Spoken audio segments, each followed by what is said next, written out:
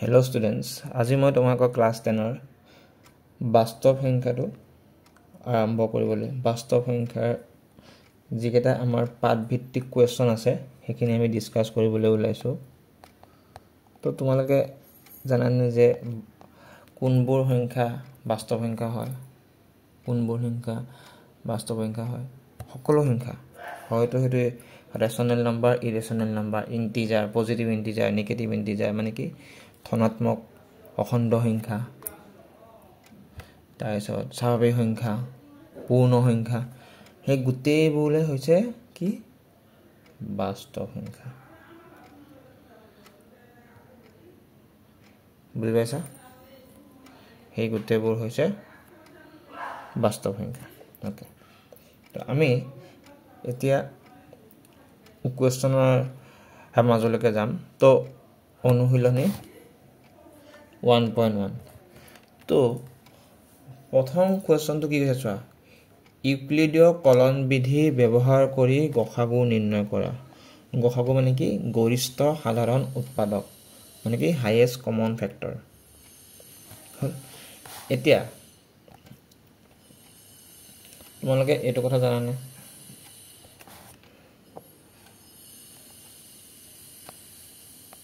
ভাজ্য equal to ভাজক পূৰণ ভাগফল যোগ বাকি এইটো ফৰ্মুলা এই কোৱেশ্চনত ইউজ হ'ব হল বুজি পালা এতিয়া চোৱা এতিয়া এই প্ৰথম কোৱেশ্চন চোৱা মই তলৰ ফালে কৈ দিছো ওকে চাবা কৈছে যে 135 and 225 এতিয়া ইহত দুটাৰ আমি গসাগু ওলোৱা পদ্ধতি বহুত আছে হয় না আমি ছুটি হৰণ কৰিব পাৰো আমি উৎপাদক বিশ্লেষণ কৰিব পাৰো হয় না নহয় তো আমাক খুদিছে কি ইউক্লিডীয় কলন বিধি সহায়ত গসাগু নিৰ্ণয় কৰিব দিছে এতে ইউক্লিডীয় কলন বিধি মানে কি এতিয়া সব প্ৰথম কামটো হ'ব কি আমাৰ যোনটো সংখ্যা সৰু দিয়া সংখ্যাৰ ভিতৰত যোনটো সংখ্যা সৰু সেই সংখ্যাটোৰে ডাঙৰটোক হৰণ কৰিব লাগিব প্ৰথম কাম তো ইয়াত সৰু কোনটো 132 তো 225 এৰে কি কৰিম 225 ক 135 এৰে হৰণ কৰিম কিমান বাৰ যাব এবাৰ যদি দিয়া 135 কিমান হল 90 হল এতিয়া এই 90 টো পালো ন এই 90 টো হৈছে বাকি এতিয়া যেটো বাকি থাকি গল হা শুনিবা যেটো বাকি থাকি গল সেই বাকিটোৰে আগত যেটোৰে হৰণ কৰিছিল তাক আকৌ হৰণ কৰিম তো তো হ'ব 125 হৰণ কৰিম তো এতিয়া যদি আমি এবাৰ দিও নেক্সট কিমান যাব 90 টাইমছ তো কিমান থাকিলে বাকি 45 আকৌ এতিয়া কাক কৰিম এই 90 টো কৰিম তো কিমান বাৰ যাব দুবাৰ তো কিমান হ'ল 90 বুজি পালো এতিয়া আমি লিখিম কেনেকৈ চোৱা আমি লিখিম এনেকৈ 225 equal to কি আমি কি লিখিব পাৰো 135 into 1 plus 90 হল নেক্সট কি হ'ব 135 কি হ'ব 90 into 1 plus 45 নেক্সট কি হ'ব নেক্সট হ'ব 90 টো কি লিখিব পাৰো 45 into 2 equal to 0 মানে কথাটো হৈছে এনেকুৱা ধৰণৰ যে যেতিয়ালৈকে বাকিটো 0 নহয় আমি তেতিয়ালৈকে হৰণ কৰি থাকিব লাগিব বুজি পালানে তো যেতিয়া বাকিটো 0 হৈ যাব আৰু যাৰ কাৰণ মানে যেটো নাম্বাৰ নাম্বাৰেৰে হৰণ কৰাৰ ফলত বাকিটো 0 হ'ব হেতুৱে হ'ব গসাগু লিখিব লাগিব therefore 135 and 225 হৰ গসাগু কিমান হ'ব গসাগু হ'ব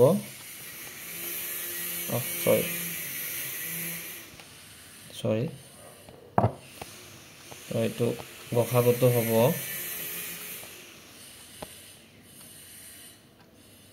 তো 135 and 225 হৰ গসাগুটো হ'ব কিমান হ'ব 45 বুজি পালা সকলোৱে বুজি পালা কেনেকৈ ওলালো ইউক্লিডৰ কলন বিধিত কেনেকৈ কৰিলো বুজি পালা সকলোৱে এতিয়া তোমালোকে এইটো পদ্ধতিতে বাকি কেইটা কৰিবা কৰি কিনে মোক কমেন্ট সেকশনত জনাবা যদি কিবা এটা বস্তু ডাউট পোৱা মোক হেতু কবা ইয়াৰে ওকে এতিয়া 2 নম্বৰটো চোৱা 2 নম্বৰটো কৈছে যে দেখুৱা যে যিকোনো যোগাত্মক মানে কি পজিটিভ অযুগ্ম অযুগ্ম মানে হৈছে অড পজিটিভ অড অখণ্ড সংখ্যা মানে ইন্টিজাৰ বুজি পালা অসমীয়াত টাৰ্ম কিছুমান মানে ইংলিছৰ টাৰ্মৰ লগত মানে বহুত নিমিলে হয় না তো চোৱা দেখুৱা যে যিকোনো যোগাত্মক অখণ্ড সংখ্যাই 6 কিউব প্লাস 1 6 কিউব প্লাস 3 আৰু 6 কিউব প্লাস 5 আৰহে য'ত কিউ এটা অখণ্ড সংখ্যা ওকে চাবা এটো কেনেকৈ কৰিম আমি এটো মই ৰাখ কৰি দিছো হয় ওকে তো এটো জানা আগতে আমি এটো জানো ইউক্লিডৰ কলম বিধি নিয়মটো কি আছিল a equal to bq plus r whole so let a the positive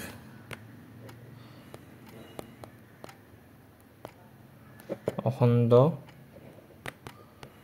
সংখ্যা আৰু য'ত কি হ'ব b এর ভ্যালুটো হ'ব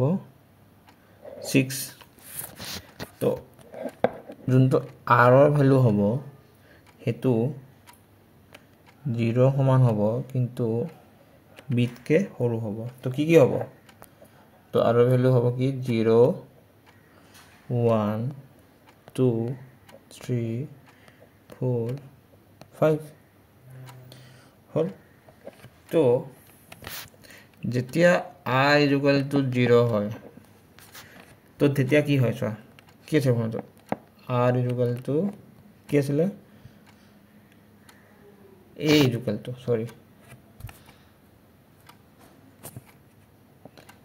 a equal to bq plus r তো r to 0 b to কিমান আছিল 6 তো কিমান হ'ব 6q এটো কি হল এটা ইভেন হল নেক্সট যেতিয়া r to 1 হয় তেতিয়া কি হ'ব a equal to bq plus r তো এটো হ'ব 6q plus 1 এটো কেনেকৈ ইভেন হল মই কৈ আছো এটো কেনেকৈ ইভেন হল মই কৈ আছো পিছত লিখি দিম এখিনি ইভেন অড কি হ'ব হল নেক্সট যেতিয়া r equal to কি হ'ব r equal to হ'ব 2 তো কি হ'ব a equal to 6q plus 2 হল বুঝি পালা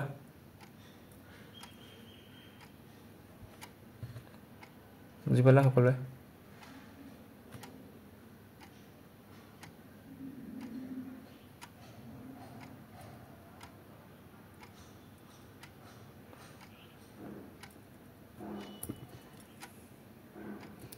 বুজি পালা সকলোৱে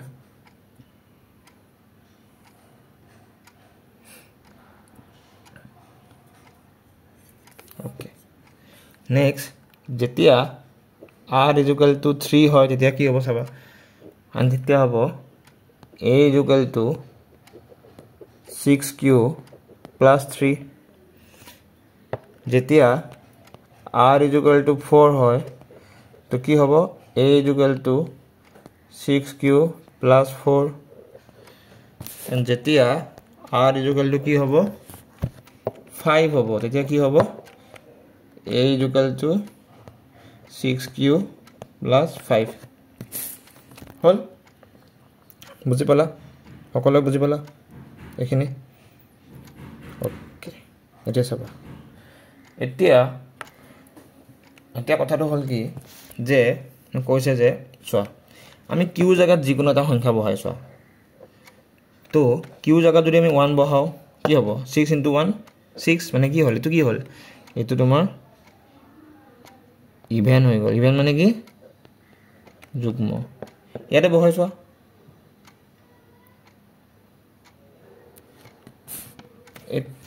ওকে এটো বহাই চোৱা 1 এটা বহাই দিবা কিমান হ'ব 6 * 1 + 1 তো কি হল তো 7 এটো কি odd তেনেকে 2 কানে চোৱা এটো কি হ'ব ইভেন এটো হ'ব 3 কানে হ'ব odd এটো হ'ব ইভেন এটো হ'ব odd মানে কি হল প্রুফ হল যে জি কেটা কি কৈছে অযুগ্ম সংখ্যা আছে অযুগ্ম সংখ্যা এটা 6q + 1 চোৱা 6q + 1 অযুগ্ম সংখ্যা তাৰ পিছত 6q + 3 অযুগ্ম সংখ্যা আৰু 6q + 5 এইকেটা ফৰ্মুলা আছে হৈছে বুজি পাইছা সকলোৱে বুজি পাইছা কেনেকৈ কৰিলো ওকে তো নেক্সট এটা কোৱেশ্চন চাবা তোমালোকে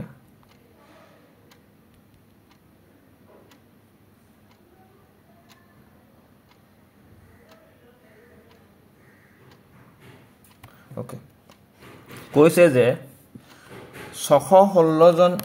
সৈন্যবাহিনীৰ গুটে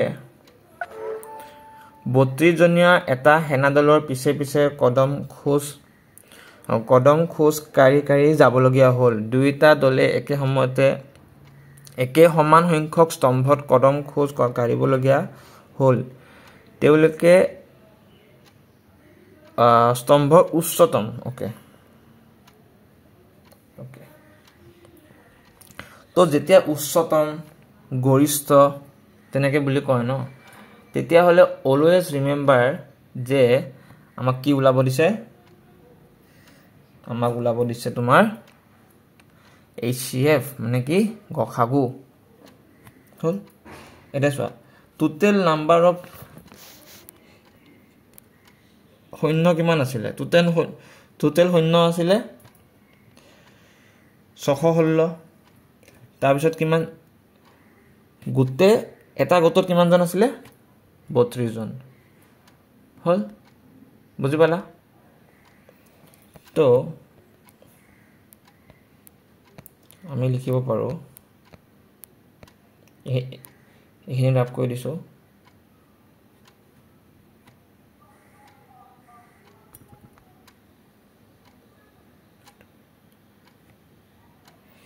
এইখিনি ৰাফ কৰি দিছো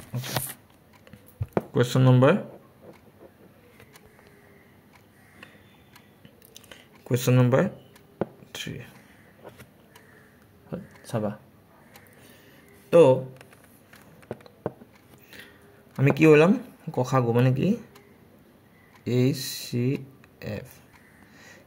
ওলাম কা ওলাম 616 আৰু 32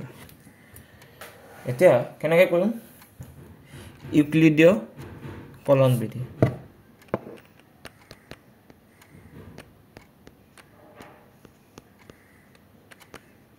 ঠিক আছে মোৰ স্পেলিংটো ইউক্লিডীয়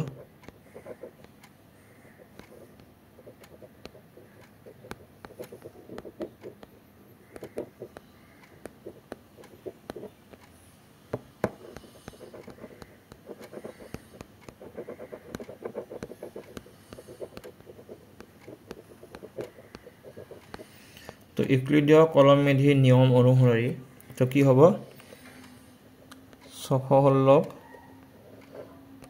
32 ৰে ডিভাইড কৰিব লাগিব হয় প্ৰথমতে কেইবাৰ দিবা প্ৰথমতে দিছো আমি এবাৰ দিলো তো কিমান হ'ব 32 তো কিমান বাকি থাকিলে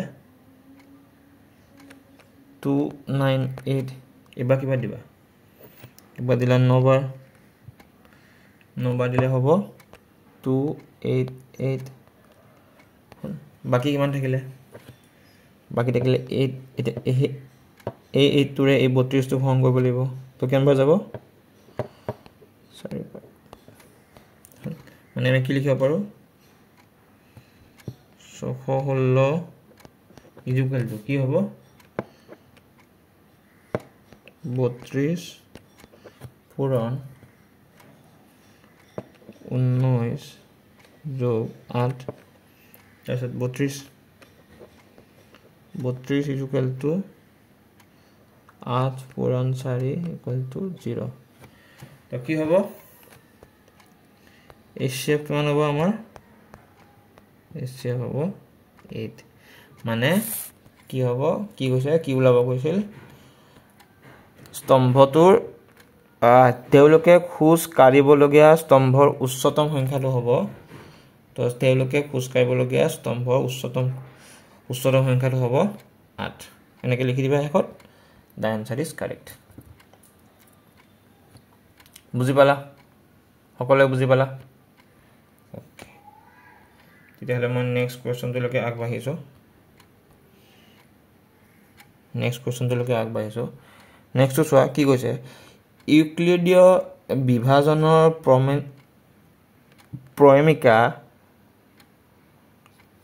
প্ৰমেয়িকা ব্যৱহাৰ কৰি দেখুওৱা যে যিকোনো যোগাত্মক অখণ্ড সংখ্যাৰ বৰ্গই হ'ব 3m নাইবা 3m + 1 আধিৰ য'ত m এটা কোনোবা অখণ্ড সংখ্যা ওকে চাবা কেনেকৈ লিখিম এইটো মই আপ কৰি দিছো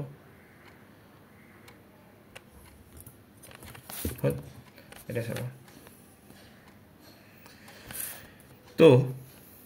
কোৱেশ্চন নম্বৰ 4 হল তো আমি কি জানো যে a equal to bq plus r we know that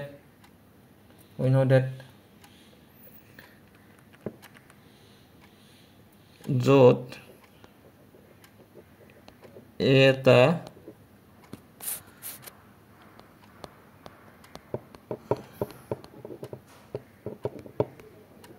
ধনাত্মক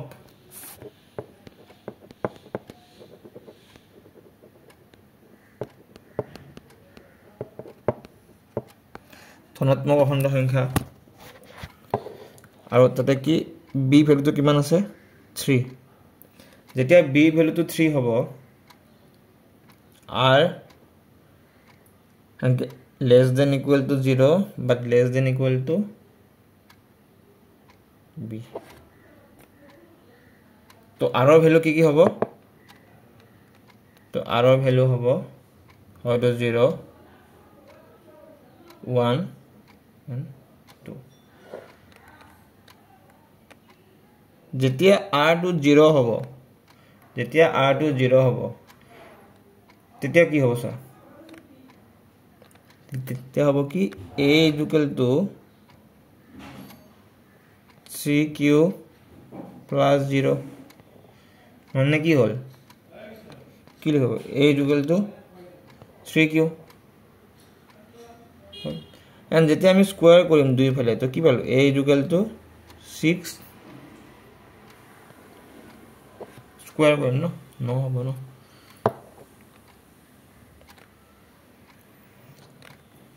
9 q square তো এই 9 টোক আমি এনেকৈ লিখিব পাৰো 3 ব্ৰেকেটত 3 q square তো এটো কেনেকৈ হল 3m হল বুজিব লাখিনি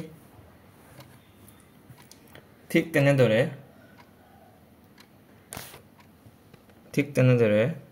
যেতিয়া r equal to 1 হ'ব তো আমি কি হ'ব a equal to 3q plus 1 hall next কি কৰিব লাগিব দুই ফালে square a square 3q plus 1 whole square then কি হ'ব a square is equal to 9q square plus 1 plus 6q তেতিয়া লাগি হ'ব 3 is equal to 3 তো কমন লম আমি এই দুটা পৰা কি হ'ব এটা 3q square এই দুটা 3 থাকিব plus twice q plus 1 তো এইখিনি পৰা কিমান হ'ব 3m plus 1 হল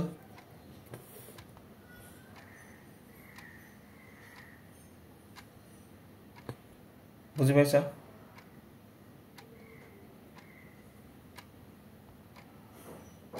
সকলে বুজি পাইছা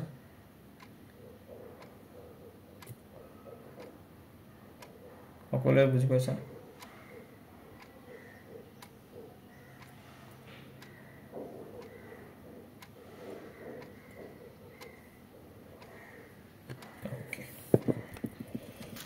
যেতিয়া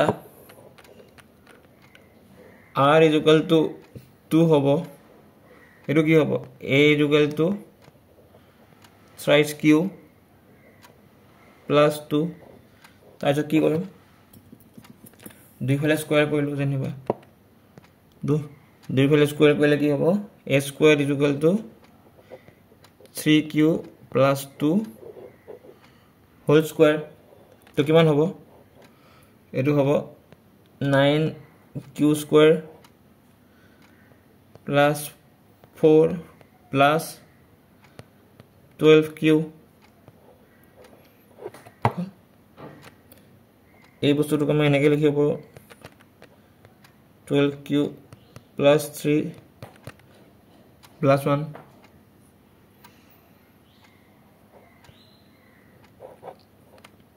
তাছত এইখিনি বা কমন কি হ'ব 3 এটা কমন লও যদি 3q square 4q plus 1 plus 1 তো কি এটো কিমান হল 3m plus 1 তো কি হল therefore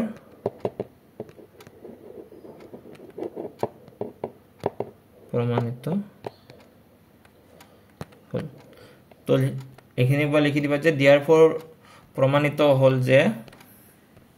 কি লিখিবা যে যিকোনো যোগাত্মক অখণ্ড সংখ্যাৰ বৰ্গ হয় 3m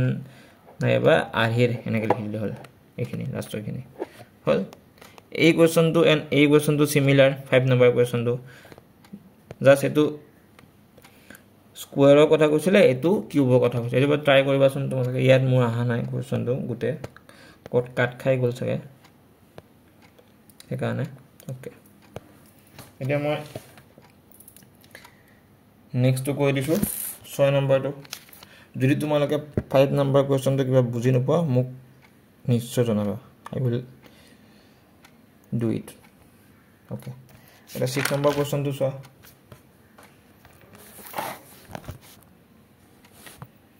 So, কৈছে যে কি হিমাদ্ৰীয়ে 625টা ভাৰতীয় আৰু 325টা আন্তঃৰাষ্ট্ৰীয় ডাক টিকট সংগ্ৰহ কৰিলে তাই এইবোৰ এক বিশেষ থুপত ৰাখি প্ৰদৰ্শন কৰিবলৈ বিচাৰে যাতে এটাও ডাক টিকট ৰৈ নাযায় হিমাদ্ৰীৰ সৰ্বাধিক যেতিয়া সৰ্বাধিক বুলি ক'ব অলৱেজ ৰিমেম্বাৰ কি ওলাব দিছে আমাক HCF কিমানটা থুপত ডাক টিকটবোৰ প্ৰদৰ্শন কৰিব পাৰিব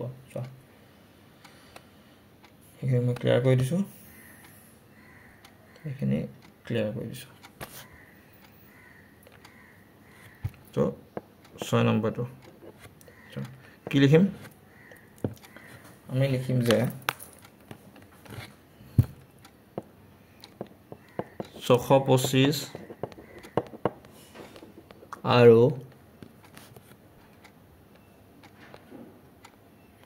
325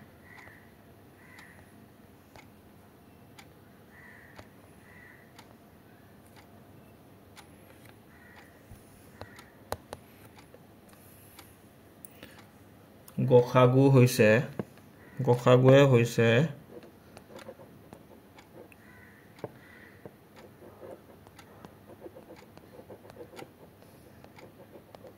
নিৰ্ণয়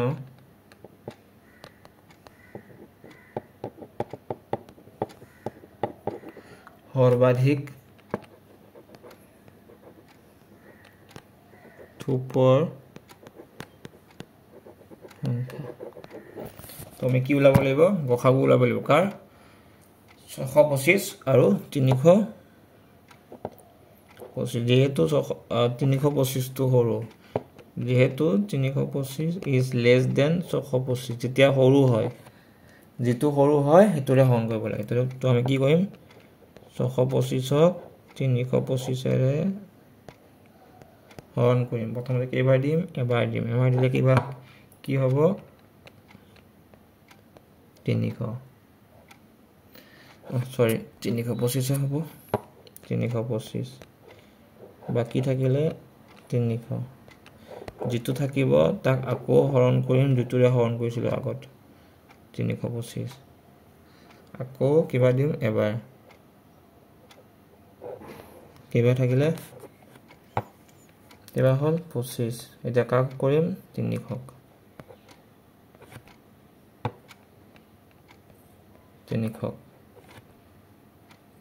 তো কিবা যাব যদি 12 বাৰ দিও ডাইৰেক্ট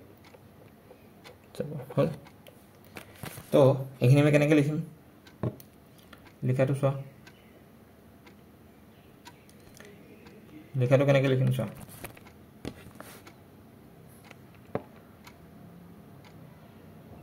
625 is equal to কি লিখিব 1 into 325 plus 300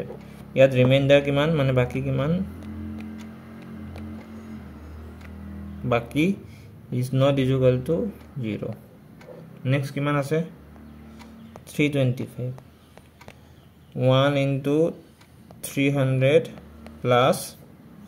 কিমান 25 তো ইয়াত বাকি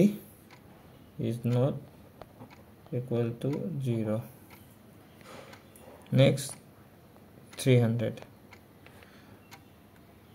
25 into 12 plus 0 बाकी is equal to 0 तो की होगा therefore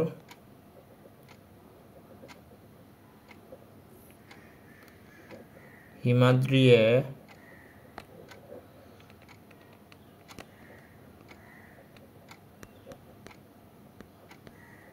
সৰ্বাধিক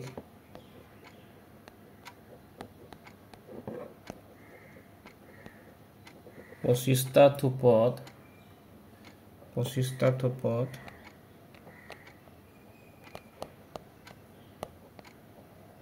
ডাক টিকটৰ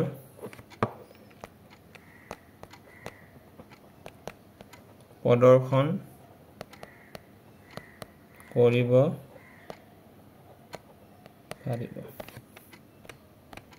বুজি পালা সকলোৱে বুজি পালানে কেনেকৈ কৰিলো বস্তুটো আলটিমেটলি আমি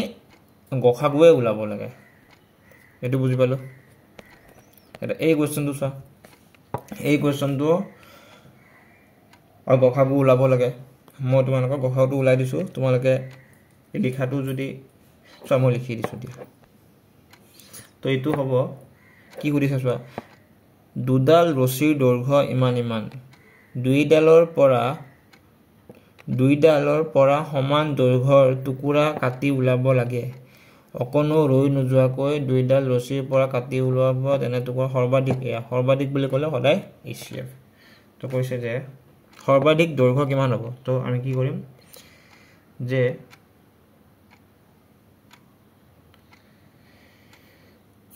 (64) আৰু 84 ৰ যোনটো HCF হ'ব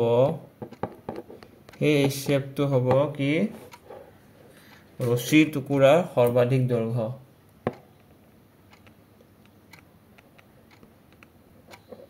ৰছীৰ টুকুৰাৰ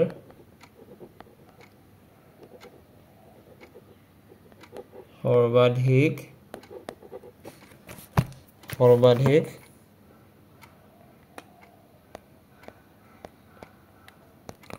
দৈৰ্ঘ্য তো যেহেতু কি হৈছে ইয়াত 64 টো সৰু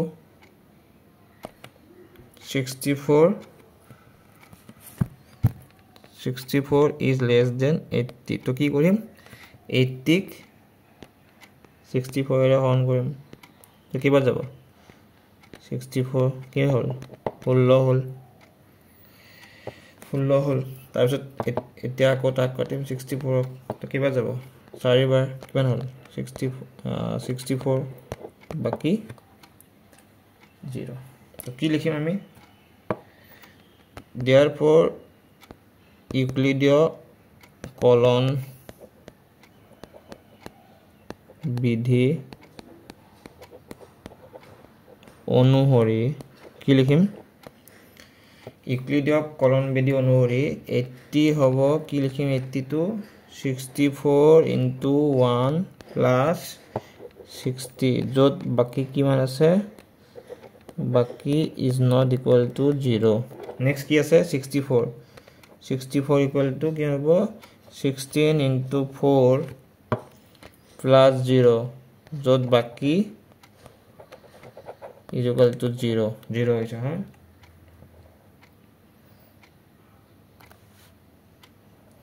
তো আমি লিখিব পাৰো যে ভাজক 16 ৰ কাৰণে বাকি 0 পোৱা গ'ল সেয়েহে